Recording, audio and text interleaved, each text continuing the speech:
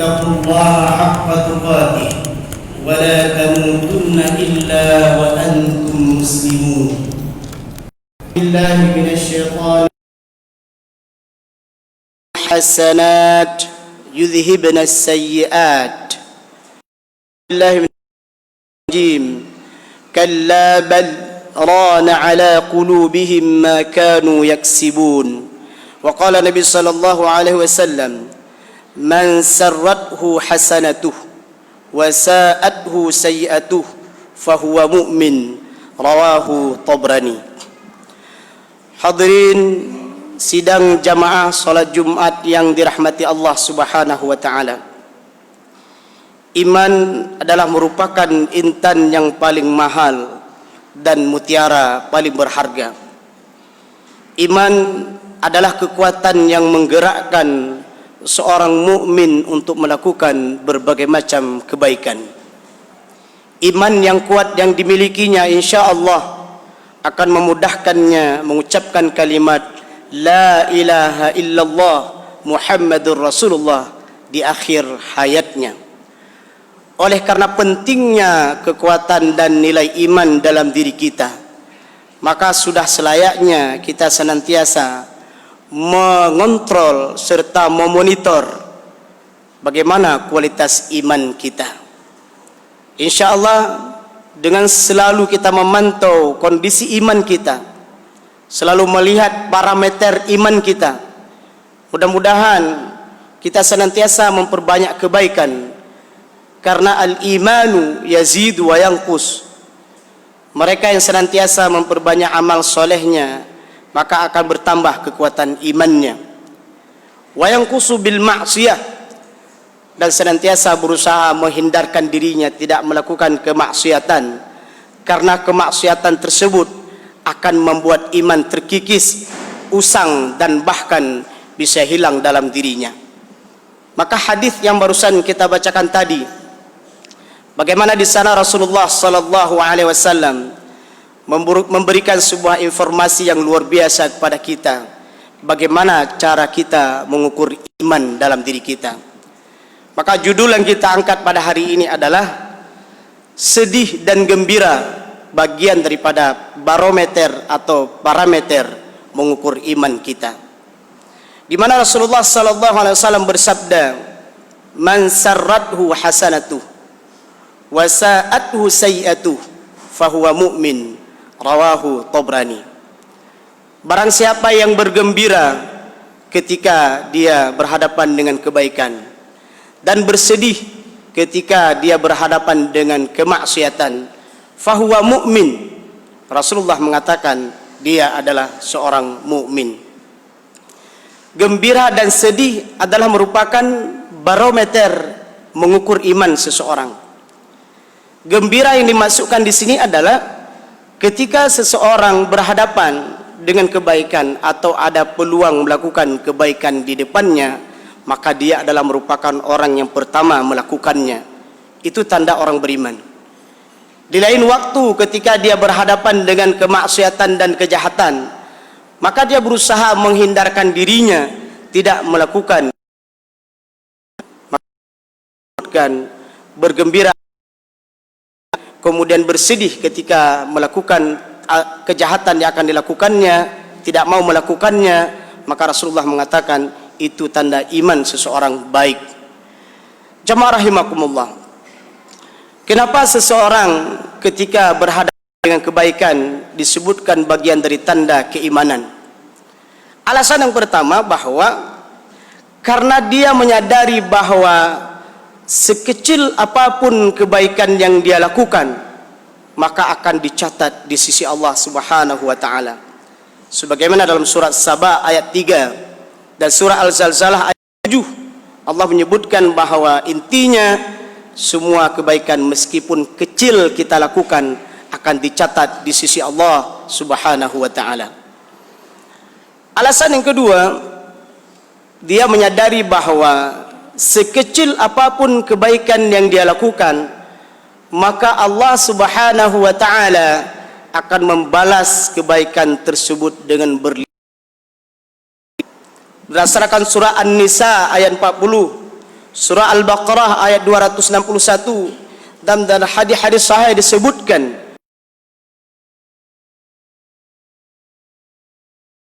bahkan ada kebaikan yang kita lakukan itu dibalas 700 dan bahkan tak terhingga.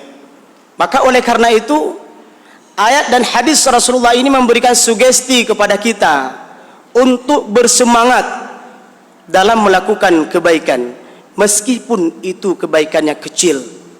Maka oleh karena itu, seorang ahli hikmah pernah berkata, hendaklah anda senantiasa memperbanyak kebaikan kepada Allah Subhanahu wa taala meskipun kecil, karena kita tidak tahu di antara kebaikan meskipun itu kecil kita lakukan, di situ letaknya ridha Allah Subhanahu wa taala, sehingga Allah Subhanahu wa taala memasukkan kita ke dalam surganya. Alasan yang ketiga, kenapa seseorang ketika berhadapan dengan kebaikan dia merasa gembira, dan itu tanda imannya bagus, bahwa dia menyadari bahwa ketika sebuah kebaikan yang dia lakukan, maka akan menuntun orang tersebut untuk melakukan kebaikan yang lainnya. Disinilah para ulama membuat sebuah kaidah berdasarkan dari Al-Quran dan Sunnah Rasulullah Sallallahu Alaihi Wasallam. Balasan dari sebuah kebaikan adalah baginya oleh Allah Subhanahu wa taala untuk melakukan kebaikan yang lainnya. Tengoklah seseorang yang sebelum tidurnya membaca doa dan ingat Allah Subhanahu wa taala, maka tidurnya pun dihitung ibadah oleh Allah Subhanahu wa taala. Bangun tidur pun dia senantiasa ingat pada Allah, dilanjutkan dengan ibadah pada Allah, dilanjutkan dia bekerja karena Allah, dilanjutkan dengan ibadah sunat, ibadah duhanya, dilanjutkan dengan senantiasa memperbanyak kegiatan kajian-kajian keilmuan, dan bahkan dia senantiasa menunggu-nunggu waktu salat. Bukankah ini sebuah gambaran ketika seseorang mudah sebuah kebaikan, maka balasan yang Allah berikan kepada orang tersebut adalah dimudahkan melakukan kebaikan-kebaikan yang lainnya. Keempat, karena sesungguhnya kebaikan yang dilakukan tersebut dapat menghapus dosa-dosa kecilnya. Allah berfirman, innal hasanat yudhibnas sayyi'at. Ibadah haji yang dia lakukan, ibadah umrah, yang infak dan sedekah yang dia berikan, itu akan menghapus dosa-dosa kecilnya. Ketika dia senantiasa dalam kebaikan, ketika dia berusaha senantiasa menikmati kebaikan tersebut, maka berdasarkan Rasulullah, maka orang tersebut akan diberikan sebuah kenikmatan, yaitu lezatnya. Kenapa? Saat dalam kondisi ia kaya, artinya dia miliki. Kenapa seseorang juga mampu melakukan kebaikan di saat dia mungkin, dan bahkan dia mampu bangun di tengah malam setiap saat. Subhanahu wa ta'ala, ada pengumuman, tidak ada pengumuman, dia setiap ada momen-momen syiar Allah Subhanahu wa ta'ala, dia adalah orang yang pertama melakukannya. Salah satu jawabannya adalah karena Allah Subhanahu wa ta'ala memberikan sebuah nikmat yang luar biasa, nikmat halawatul iman, karena dia mencintai Allah dan Rasulnya di atas segala-galanya. Alasan selanjutnya adalah orang yang senantiasa melakukan kebaikan, di antara bonus yang Allah berikan kepada hamba tersebut adalah akan mendapatkan simpati dari orang-orang yang beriman kepada Allah Subhanahu wa ta'ala. Harun bin Hayyan, ahli ibadah dan sekaligus menjadi pegawai Umar bin Khattab, pernah berkata, tiadalah seseorang hamba yang mendekatkan hatinya kepada Allah Subhanahu wa ta'ala, melainkan Allah Subhanahu wa ta'ala akan mendekatkan hati-hati orang yang beriman kepadanya sampai ia mendapatkan kasih sayang mereka. Masya Allah.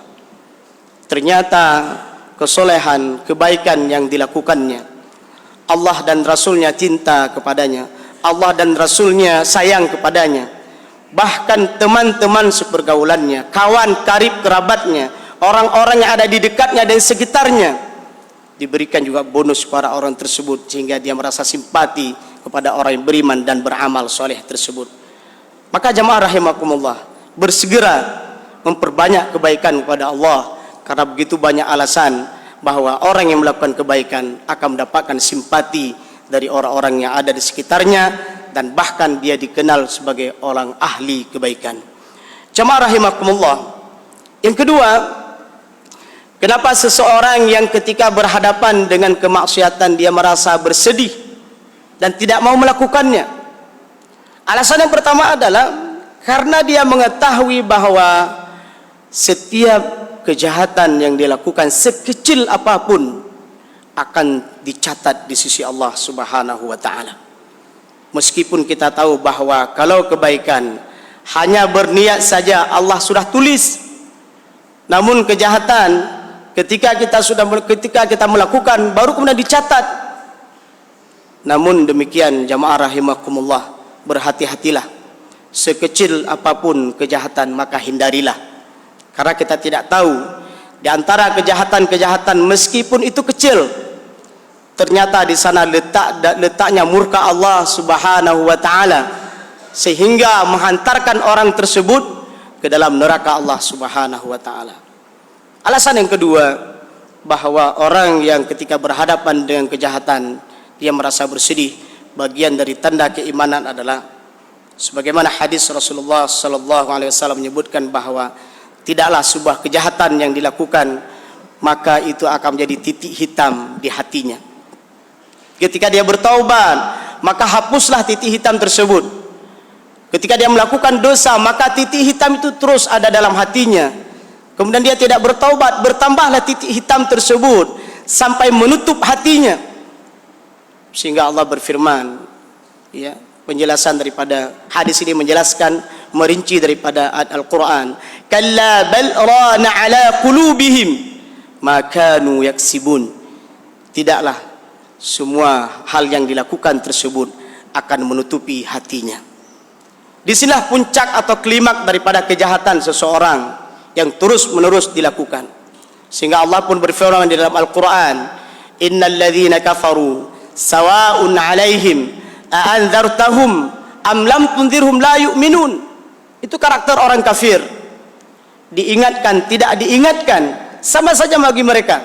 Sehingga dalam tafsir Ibnu Katsir disebutkan bahwa karena mereka senantiasa melakukan kemaksiatan, sulit untuk diingatkan dan tidak mau mendengar apa yang diingatkan, akhirnya tertutuplah hati mereka dan mereka terbiasa melakukan berbagai macam dosa, dari yang paling kecil sampai yang paling besar. Jamaah rahimakumullah, sulitnya seseorang diingatkan dalam kebaikan tidak lain adalah karena banyaknya dosa yang dilakukan. Bagaimana kondisi kita berkeluarga, suami dan istri yang sulit untuk taat kepada Allah, bahkan diingat pun tidak mungkin untuk taat kepada Allah, maka salah satu jawabannya adalah karena banyaknya kemaksiatan yang dia lakukan. Jamaah rahimakumullah, alasan yang ketiga, bahwa seseorang yang melakukan kejahatan maka memudahkan orang tersebut melakukan kejahatan yang lainnya. Kita mungkin pernah mendengar sebuah cerita, meskipun cerita ini benar atau tidak, mereka yang senantiasa mencuri sesuatu yang kecil, maka selesai dia mencuri yang kecil, dia akan melakukan mencuri yang lebih besar dari itu. Yang ironinya lagi adalah terkadang kita melihat seorang penjahat melakukan kejahatan, dia masuk dalam penjara. Sebelum dia masuk dalam penjara hanya mencuri ayam, kemudian ternyata keluar penjara mencuri lebih besar, kambing misalnya. Masuk penjara lagi, keluar lagi dari penjara, ternyata bukan hanya kambing yang dia curi, lembu atau lebih gede dari itu. Ini penyebabnya kenapa? Karena salah satunya itu tadi, ternyata penjara itu tidak merubah sifat dan sikapnya menjadi lebih baik, atau bahkan na'udzubillahi min dzalik, ternyata dia masuknya ke dalam penjara justru di sana berjumpa dengan pencuri-pencuri kelas kakap lainnya. Maka kalau beginilah kondisi para pelaku kejahatan, tidak mendapatkan bimbingan dan hidayah dari Allah Subhanahu wa taala, maka kejahatan tersebut tidak akan pernah selesai dan tuntas dalam kehidupan ini. Jamaah rahimakumullah. Alasan selanjutnya adalah kenapa seseorang ketika berhadapan dengan kejahatan dia merasa bersedih, tidak melakukannya, itu bagian dari tanda keimanan. Karena seseorang yang senantiasa merasa dipantau oleh Allah Subhanahu wa taala. Seorang siswa atau seorang santri misalnya, ustadz tak menengok dia, ustadz tak melihat dia, tapi dia ternyata dia tidak melakukan kejahatan, tak mau melakukan kejahatan.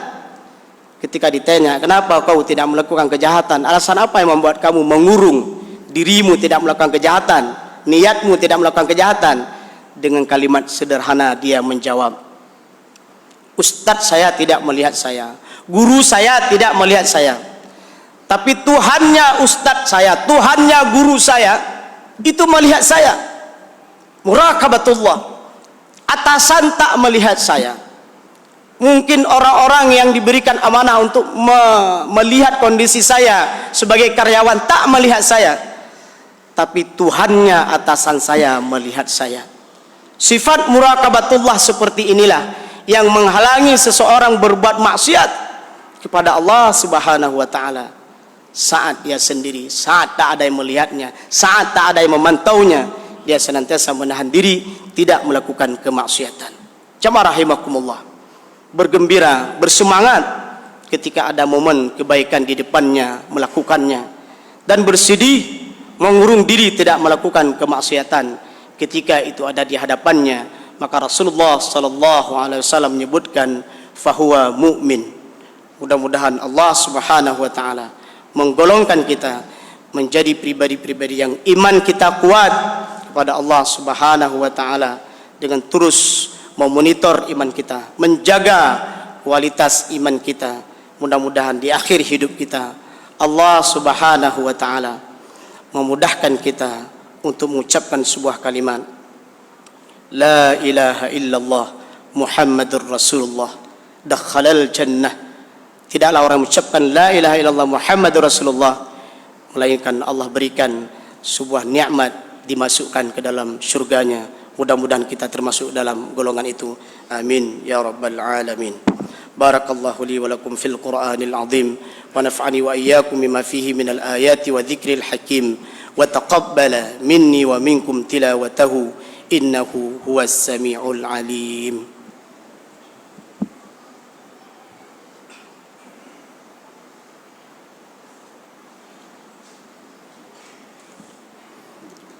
الحمد لله الذي خلق الموت والحياة ليبلوكم أيكم أحسن عملا وهو العزيز الغفور. أشهد أن لا إله إلا الله وحده لا شريك له وأشهد أن محمدا عبده ورسوله. اللهم صل على محمد وعلى آل محمد. أيها الحاضرون رحمكم الله، أوصيكم وإياي بتقوى الله فقد فاز المتقون. اتقوا الله حيثما كنتم. أعوذ بالله من الشيطان الرجيم. يا أيها الذين آمنوا اركعوا واسجدوا واعبدوا ربكم وافعلوا الخير لعلكم تفلحون. إن الله وملائكته يصلون على النبي يا أيها الذين آمنوا صلوا عليه وسلموا تسليما. اللهم اغفر للمسلمين والمسلمات والمؤمنين والمؤمنات الأحياء منهم والأموات. اللهم ربنا لا تزغ قلوبنا بعد إذ هديتنا وهب لنا من لدنك رحمة إنك أنت الوهاب. اللهم ربنا آتنا في الدنيا حسنة وفي الآخرة حسنة وقنا عذاب النار. عباد الله، ولذكر الله أكبر والله يعلم ما تصنعون. أقم الصلاة.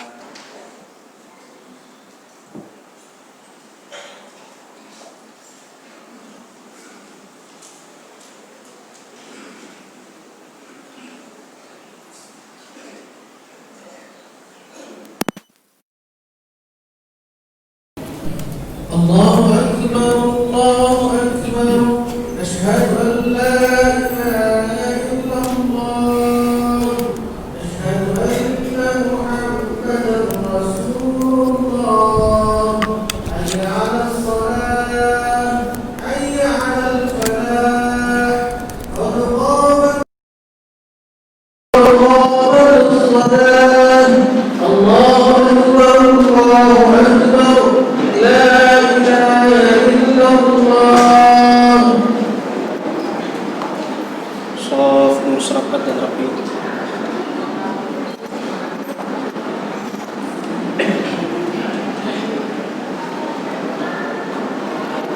الله أكبر.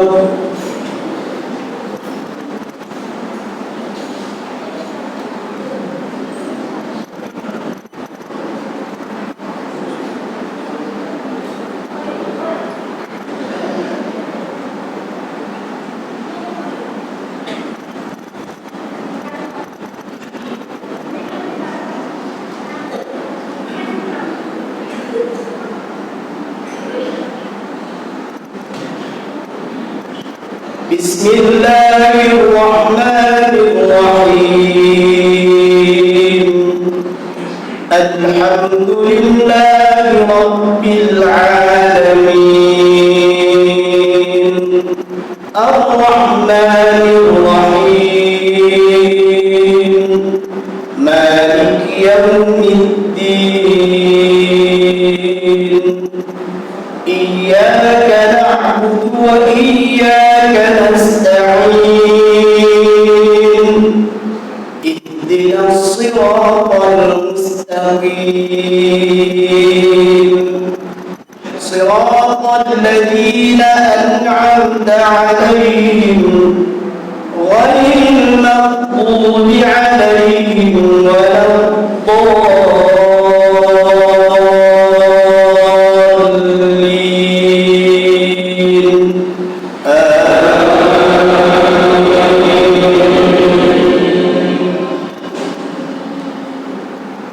ذلكم الله ربكم لا إله إلا هو خالق كل شيء فاعبدوه وهو على كل شيء وكيل. لا تدركه الأبصار وهو يدرك الأبصار وهو اللطيف الخبير. قد جاءكم بصائر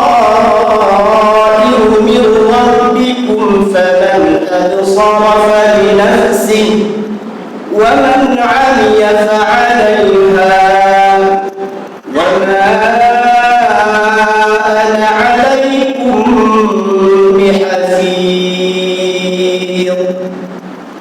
وكذلك نصرف الآيات وليقولوا درست ولنبينه لقوم يعلمون. اتبع ما أوحي إليك من ربك لا إله إلا هو وأعرض عن المشركين.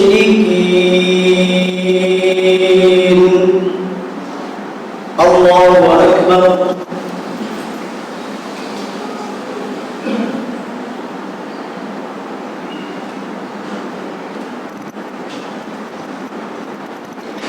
سمع الله لمن حمده.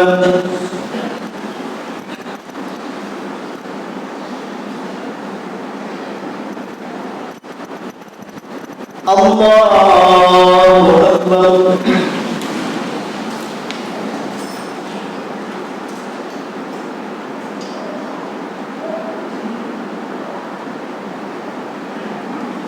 الله أكبر.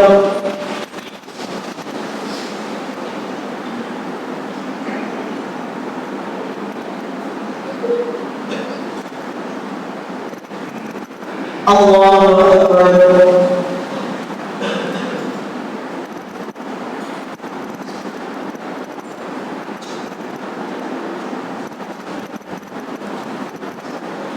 الله أكبر.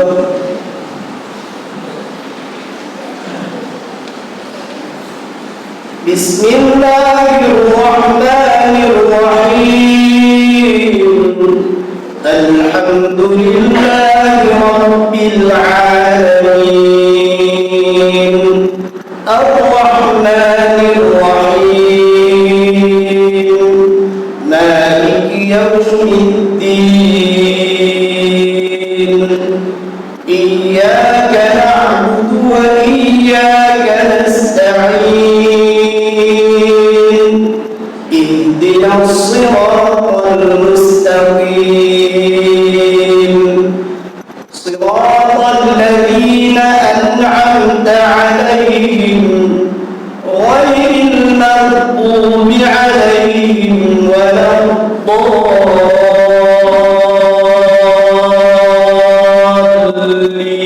الضالين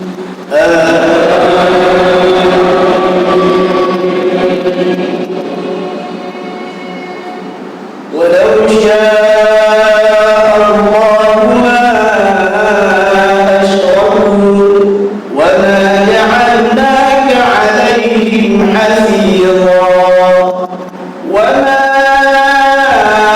أنت عليهم بوكيل ولا تسبوا الذين يدعون من دون الله فيسبوا الله عدوا بغير علم كذلك زينا لكل أمة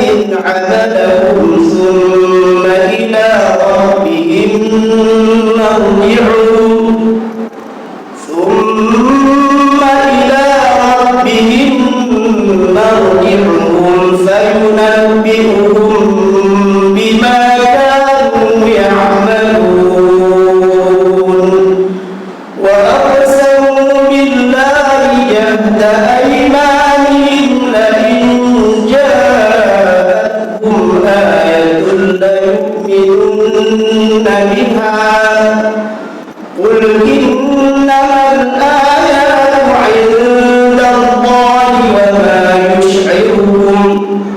وما يشعركم أنها إذا جاءت لا يؤمنون ونقلب أفئدتهم وأبصارهم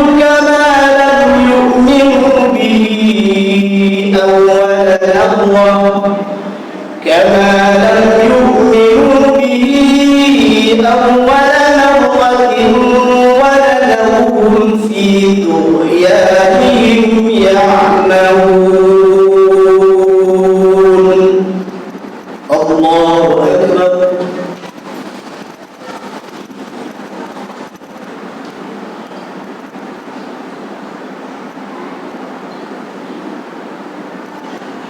سمع الله لمن حمده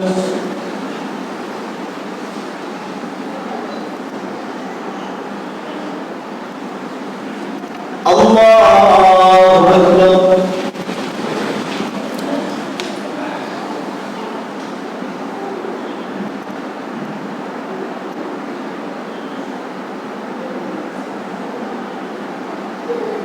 الله أكبر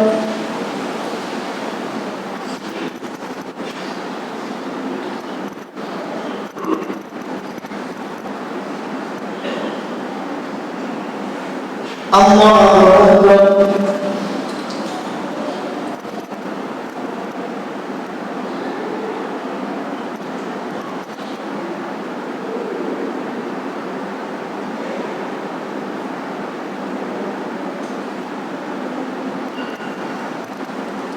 الله أكبر